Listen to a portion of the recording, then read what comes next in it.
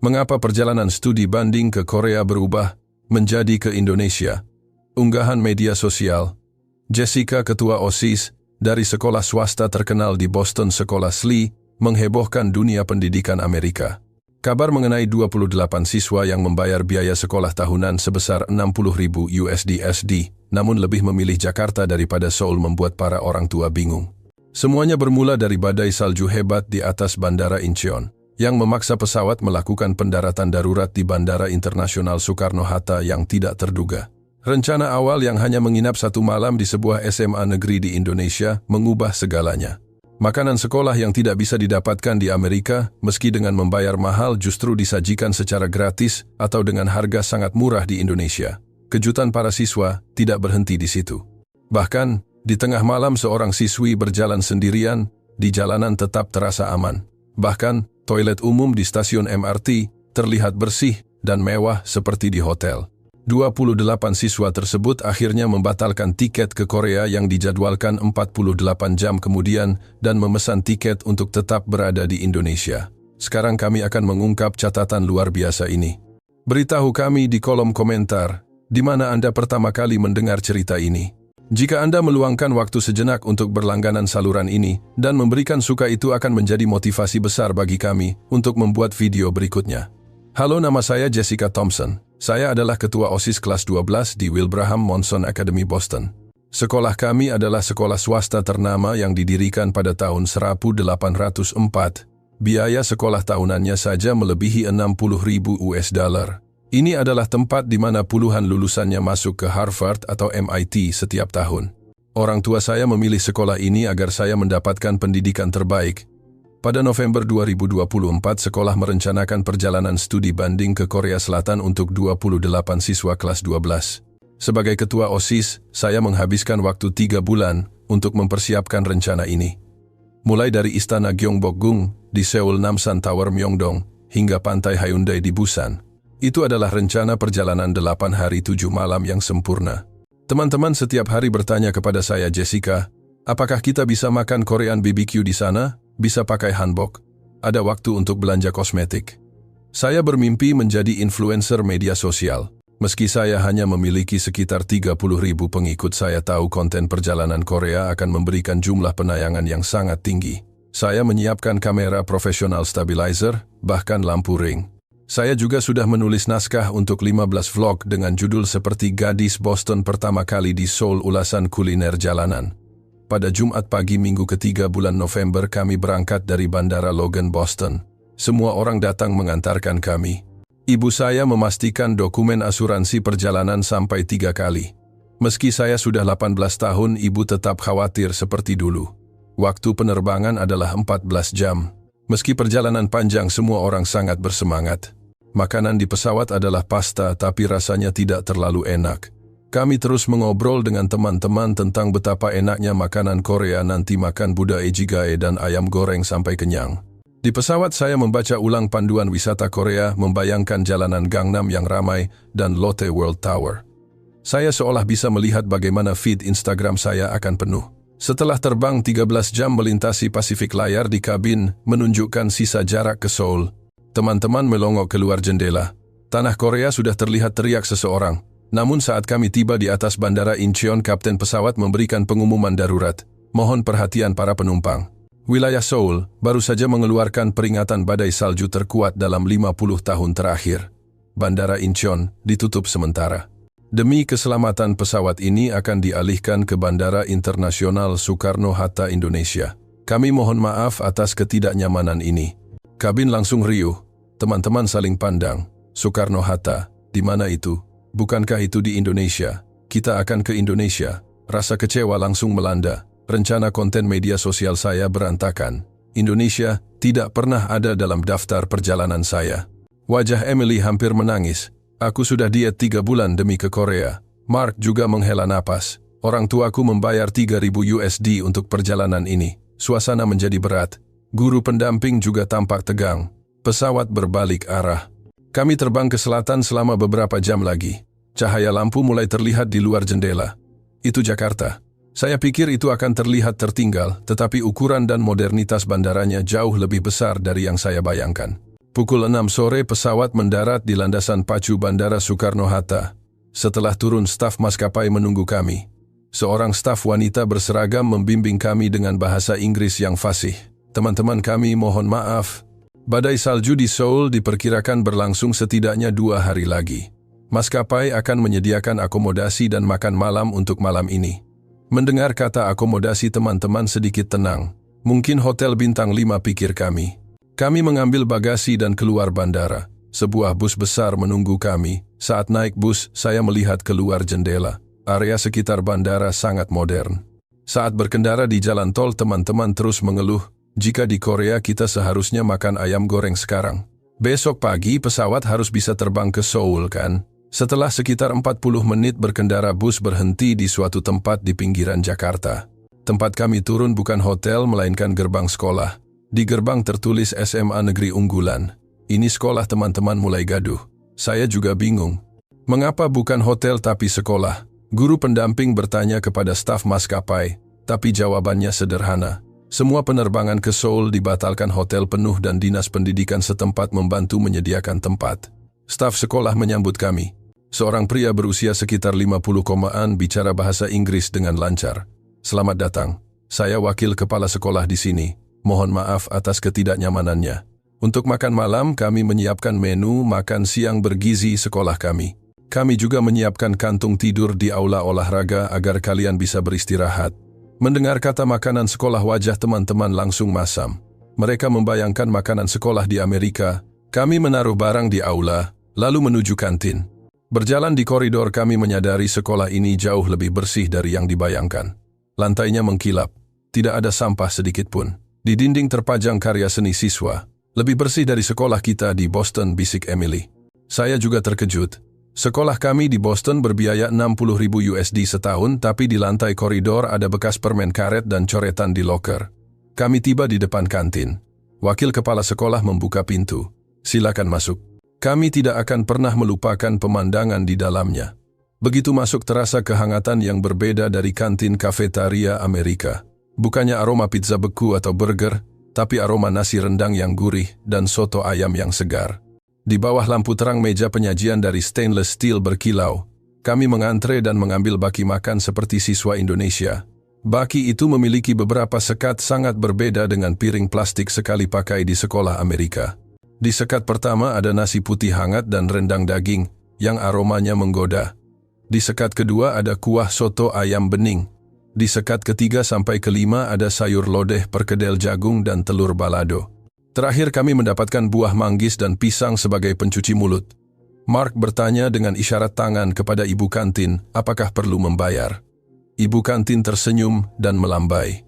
Seorang siswa Indonesia membantu menerjemahkan. Di Indonesia, program makan bergizi di sekolah negeri seringkali disubsidi pemerintah, atau harganya sangat murah, sekitar 15.000 hingga 25.000 rupiah. Siswa hampir tidak perlu membayar mahal. Kami semua terbelalak.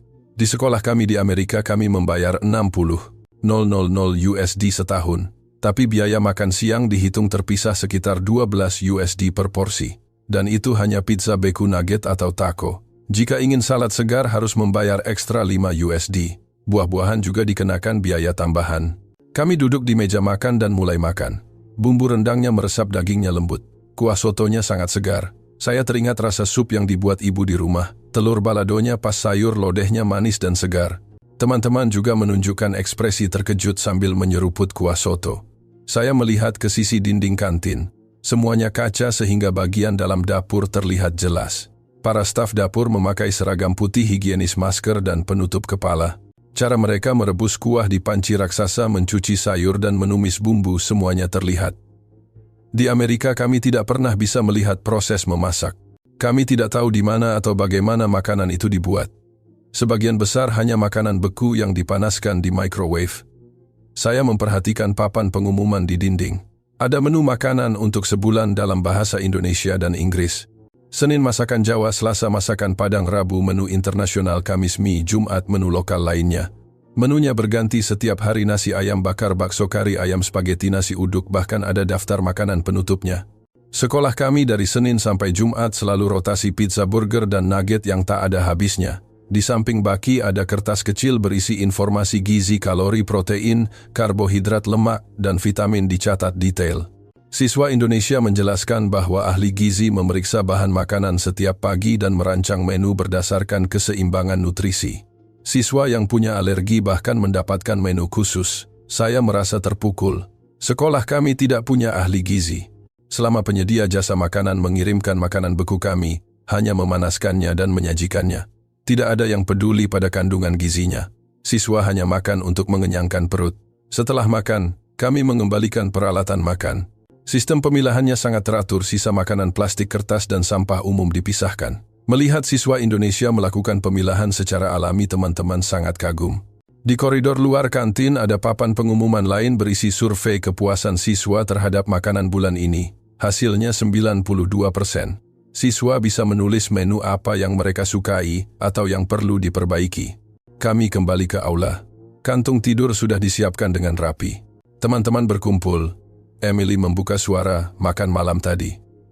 Aku tidak percaya. Mark mengangguk. Aku tidak tahu Indonesia senegara ini majunya. Saya mengeluarkan ponsel dan mencari informasi tentang program makan siang sekolah di Indonesia. Fakta mengejutkan terus muncul. Indonesia sedang gencar mempromosikan program makan bergizi gratis dan subsidi pangan. Meski biaya per porsinya jauh lebih rendah dari $12 yang kami bayar di Amerika, kualitasnya jauh lebih baik karena menggunakan bahan lokal segar. Yang lebih mengejutkan adalah keamanan bahannya. Ada kebijakan prioritas produk pertanian lokal dan pembatasan produk rekayasa genetika GMO. Ini adalah sistem yang membantu ekonomi lokal sekaligus memberikan nutrisi segar bagi siswa. Katie berkata, di sekolahku siswa yang tidak mampu membayar makan siang sering diberi tanda berbeda di kartu makannya, karena ketahuan teman lain itu memalukan. Di sini semua siswa mendapatkan makanan yang sama tanpa diskriminasi. Sekitar pukul 11 malam wakil kepala sekolah datang ke aula. Badai salju di Seoul lebih parah dari perkiraan. Penerbangan tertunda setidaknya 3 hari lagi. Maskapai kesulitan mencari hotel karena musim liburan. Teman-teman kecewa tapi saya berbeda. Saya punya ide. Bagaimana kalau kita eksplorasi Indonesia saja? Hanya dari 1 kali makan malam saya sudah penasaran dengan negara ini. Keesokan paginya pukul 6 pagi saya bangun di aula. Cahaya matahari masuk dari jendela. Siswa Indonesia sudah bersiap sekolah dengan seragam rapi dan tas punggung. Kami pergi ke toilet untuk cuci muka. Toilet sekolahnya sangat bersih dan modern membuat saya takjub. Ada bidet di setiap bilik, tisu yang cukup, cermin bersih, sabun tangan dan pengering tangan berfungsi baik. Di sekolah kami di Boston toilet penuh coretan dan tisu sering habis. Waktu sarapan tiba, menunya tak kalah meriah, nasi uduk, telur dadar kering, tempe kerupuk, dan susu kedelai. Teman-teman tidak lagi terkejut, mereka sudah paham standar makanan di sini. Setelah makan, saya mengumpulkan 28 teman di aula. Kita tidak usah ke Korea. Mari berwisata di sini di Indonesia. Badai di Seoul masih lama, hotel susah dipesan. Tapi di sini kita bisa mulai sekarang. Lihat saja makan malam tadi, kalian tahu betapa majunya sistem mereka. Reaksi teman-teman di luar dugaan. Emily setuju pertama kali. Aku juga cari info tadi malam, ternyata banyak tempat keren di sini. Negara ini terkenal dengan kuliner dan teknologinya. Mark menimpali Korea bisa kapan-kapan, tapi Indonesia mungkin ini kesempatan langka kita. Meski ada yang ragu karena orang tua sudah bayar ke Korea, hasil pemungutan suara menunjukkan 23 dari 28 orang setuju tinggal di Indonesia. Saya bicara pada guru pendamping. Awalnya beliau ragu, tapi setelah menghubungi sekolah di Boston dan para orang tua mereka mengizinkan.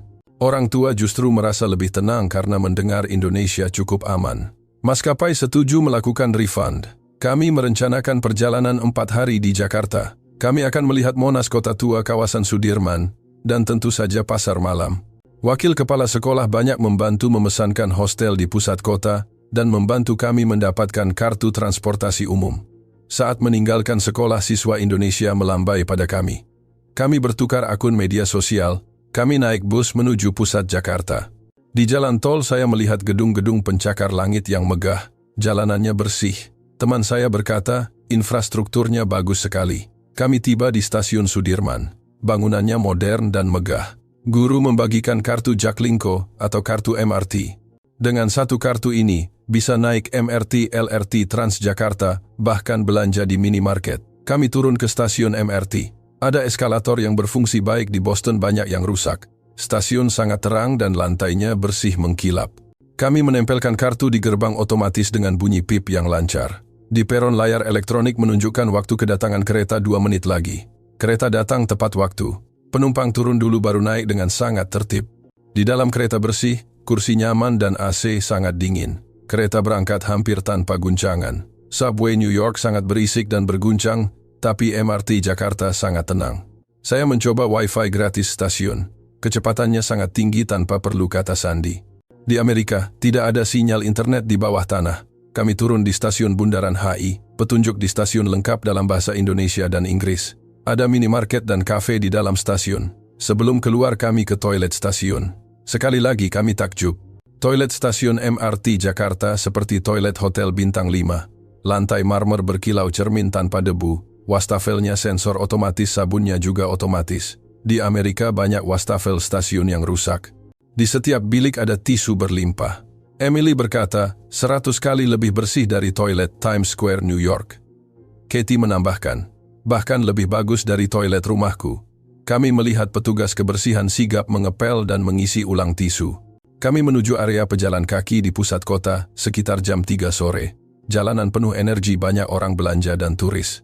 Saya melihat jalanan tetap bersih meski tempat sampah tidak terlalu banyak. Orang-orang tampaknya tidak membuang sampah sembarangan. Untuk makan malam kami masuk ke restoran nasi Padang. Pelayannya ramah menjelaskan setiap lauk. Teman-teman sangat suka bumbu rendang dan ayam pop. Setelah itu kami menuju hostel di area Menteng yang bersih dan nyaman. Pukul 10 malam, beberapa teman ingin ke minimarket Indomaret atau Alfamart untuk beli camilan. Berjalan di malam hari saya merasa aman. Saya melihat wanita berjalan sendirian, juga siswa-siswa. Di Amerika ini, pemandangan yang mustahil. Di Boston jam 9 malam wanita berjalan sendiri itu berbahaya. Kami masuk ke minimarket yang buka 24 jam. Barangnya tersusun sangat rapi. Kasirnya ramah menyapa, selamat datang. Kami membayar pakai kartu transportasi tadi. Di luar minimarket ada meja kursi, orang-orang duduk bersantai makan mie instan atau kopi. Sudah lewat jam 10 malam tapi jalanan tetap terang dengan lampu jalan dan banyak CCTV. Emily berkata, baru 2 hari di Indonesia, pikiranku berubah banyak. Mark setuju. Negara ini benar-benar aman dan nyaman. Pukul 11 malam kami kembali ke hostel. Saya melihat MRT masih beroperasi. Saya penasaran suasana MRT jam 11 malam. Kami turun kembali ke stasiun. Ternyata masih terang benderang seperti siang hari. Pekerja kantoran, mahasiswa, dan pasangan masih menggunakannya. Layar menunjukkan kereta datang 3 menit lagi, frekuensi yang sangat sering untuk tengah malam. Di Boston malam hari, bisa menunggu 30 menit. Saya melihat wanita dan siswi SMA naik kereta sendirian tanpa rasa takut. Katie berkata, di Amerika wanita naik subway sendirian jam 11 malam itu tindakan bunuh diri. New York, Boston, Chicago, semuanya sama. Saya mencari data keamanan Indonesia di ponsel. Indonesia sering berada di peringkat tinggi negara paling aman di Asia Tenggara. Angka kriminalitas kekerasan jauh lebih rendah dibanding Amerika. Pemasangan CCTV yang masif di Jakarta juga membantu pencegahan kriminalitas. Sistem pelaporan darurat juga cepat. Kembali ke hostel kami bertemu pemiliknya, seorang wanita usia 50-an. Saya tanya mengapa Indonesia terasa aman. Beliau tersenyum. Karena pendidikan dan budaya kami mengajarkan antre, kesopanan, dan gotong royong. Ada rasa komunitas, jika lingkungan aman, saya juga aman, jadi kami saling menjaga. Hari-hari berikutnya kami mengunjungi kota tua, melihat bangunan kolonial yang megah. Teman-teman menyewa sepeda ontel dan berfoto dengan topi lebar. Kami makan kerak telur di pinggir jalan yang rasanya unik. Kami juga pergi ke Mall Grand Indonesia yang ukurannya raksasa. Fasilitas toiletnya, tak perlu ditanya lagi, selalu bersih. Di kafe harga kopi hanya sekitar 25 USD, jauh lebih murah dari Starbucks Amerika, tapi rasanya lebih enak. Wi-Fi-nya kencang, banyak orang bekerja dengan laptop selama berjam-jam tanpa diusir. Malam terakhir kami makan di restoran kelas atas yang menyajikan sate ayam dan nasi goreng. Layanannya luar biasa. Teman-teman memborong masker wajah dan oleh-oleh kerajinan tangan. Di hostel kami merenungkan perjalanan ini. Emily berkata, ini perjalanan paling bermakna dalam hidupku. Datang ke Indonesia adalah berkah di balik musibah. Mark menambahkan, sistem pendidikan, infrastruktur keamanan dan kebersihan di sini banyak yang lebih baik dari Amerika. Saya menyimpulkan pemikiran saya di Indonesia yang kami lihat bukan hanya fasilitas bagus, tapi sistem yang bekerja untuk rakyat. Pendidikan, transportasi, keamanan, dan kesehatan dioperasikan untuk meningkatkan kualitas hidup. Amerika memang kuat secara militer dan ekonomi, tapi bagaimana dengan hidup harian rakyatnya? Makan siang sekolah yang buruk, kereta bawah tanah tua, keamanan yang mengkhawatirkan, toilet umum kotor. Kualitas hidup di Indonesia dalam banyak aspek terasa lebih tinggi. Itulah arti negara maju yang sebenarnya. Setelah kembali ke Boston, saya mengunggah foto-foto perjalanan ini. Unggahan pertama saya tentang makan siang bergizi di SMA Negeri Indonesia menjadi viral. Ditonton lebih dari 5 juta kali dan dibagikan ribuan kali. Media lokal Boston mewawancarai saya dengan judul, "Siswi Boston menemukan jawaban di Indonesia, sekolah kami mulai berubah." Orang tua menuntut perbaikan makan siang sekolah. Kepala sekolah meminta saya menghubungi Dinas Pendidikan di Indonesia untuk meminta data sistem gizi mereka. 3 bulan kemudian sekolah kami mengumumkan pembukaan kelas bahasa Indonesia karena permintaan siswa yang membeludak. Tujuan studi banding tahun depan juga dipindahkan ke Jakarta. Saya mulai belajar bahasa Indonesia secara daring. Saya ingin kembali ke sana suatu hari nanti. Saya bahkan mempertimbangkan untuk kuliah di Universitas Indonesia UI atau ITB. Orang tua saya awalnya terkejut, tapi mereka mengerti setelah melihat perubahan perspektif saya. Setahun kemudian pengikut media sosial saya mencapai 100.000. Saya ditunjuk menjadi duta pariwisata oleh Kantor Pariwisata Indonesia. Pada hari kelulusan saya berpidato dengan tema Hadiah dari Badai Salju. Saya katakan bahwa dunia lebih luas dari yang kita bayangkan dan jawaban tidak selalu ada di Amerika. Kadang kejadian tak terduga menuntun kita ke jalan yang benar. Tepuk tangan membahana. Setelah lulus, saya benar-benar berangkat ke Jakarta untuk program pertukaran pelajar. Saat mendarat di Soekarno-Hatta, saya teringat hari itu hari ketika badai salju memaksa kami mendarat darurat. Pilihan hari itu mengubah hidup saya, memperlebar pandangan saya tentang dunia, dan mengajarkan saya apa arti negara maju yang sesungguhnya. Saya melangkah keluar bandara menatap langit Jakarta yang cerah. Awal yang baru menanti saya. Badai salju itu bukan bencana tapi berkat, sebuah hadiah yang membukakan pintu ke dunia baru.